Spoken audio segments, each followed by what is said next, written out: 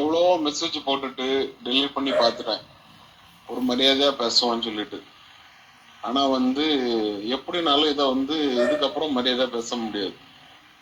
அதாவது உங்க அக்கா இறந்து ஒரு வாரத்துக்குள்ளால அவனுக்கு போன் பண்ணி ஜோயல்கிட்ட உங்க அக்கா நகைய காணலன்னு கேட்க பார்த்தீங்களா? இதுக்கு வேண்டிதான் உங்க மாலாக்கா எங்களை கார்டியனா போட்டிருக்கு. புரிஞ்சா? ஏன்னா இதை விட எதுவுமே கிடையாது. இதை விட எதுவுமே சொல்ல முடியாது. ஏதோ அவங்க கடைசி நேரத்துல அவங்களுக்கு தோணி இருக்கு, அதனாலதான் அந்த கார்டியனா எங்களை போட்டது. ஏன்னா ஒரு வாரத்துக்குள்ளாலே அவனை போன் பண்ணி இங்க நகை இல்ல, நீங்க எங்கெங்க போய் என்னென்ன எல்லாம் விசாரிச்சீங்கன்னு எல்லாம் எனக்கு தெரியும். அங்க ஒவ்வொரு இடத்துலயும் பேங்க்லயும், கேனரா பேங்க்லயும்,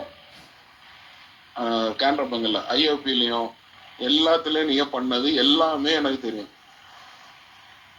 ஏன்னா இதுக்கு வேண்டிதான் எங்களை கார்டியனா போட்டது. அது உங்க நகை கிடையாது, அது உங்க அம்மா நகை கிடையாது, உங்க அப்பா நகை கிடையாது. அது மாலாக்காக்க நகை. அது அவனுக்கு மாலாக்கா தாலி என்கிட்ட தான் இருந்து, அவங்க ட்ரீட்மெண்ட்ல இருக்குச்சுமே ஃபுல்லா என்கிட்ட தான் இருந்து, என்கிட்ட தான் தந்துட்டு போனோம். ஏன் உங்ககிட்ட தரல? நீங்க ஆஸ்பத்திரியில தானே இருந்து, ஏன் உங்ககிட்ட தரல? ஏன்னா அதை என்கிட்ட சொன்னாவோ, இதை ஜோயலுக்கு தான் போகணும் அப்படின்னு சொல்லி. அதனால அது என்கிட்ட தான் இருக்கு, அவனுக்கு தான் போகும்.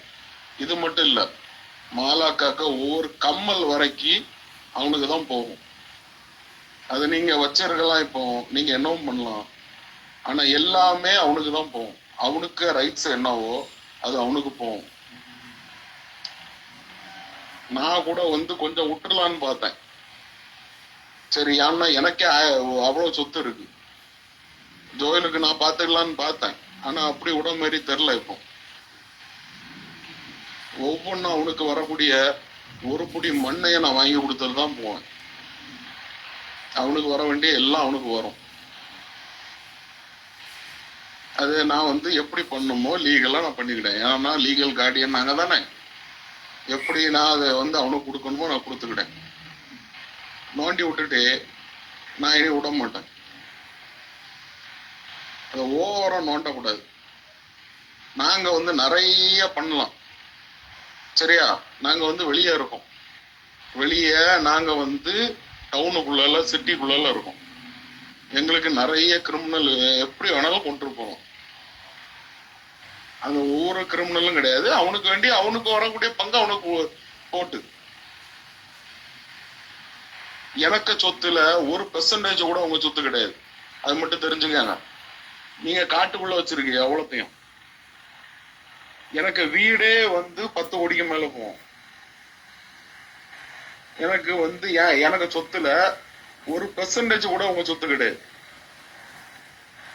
இது சொத்தை பத்தியே கிடையாது, பைசாவை பத்தியும் கிடையாது. நான் எல்லாத்தையும் விட்டுலாம் தான் இருந்தேன், ஆனா இனி விட மாட்டேன்.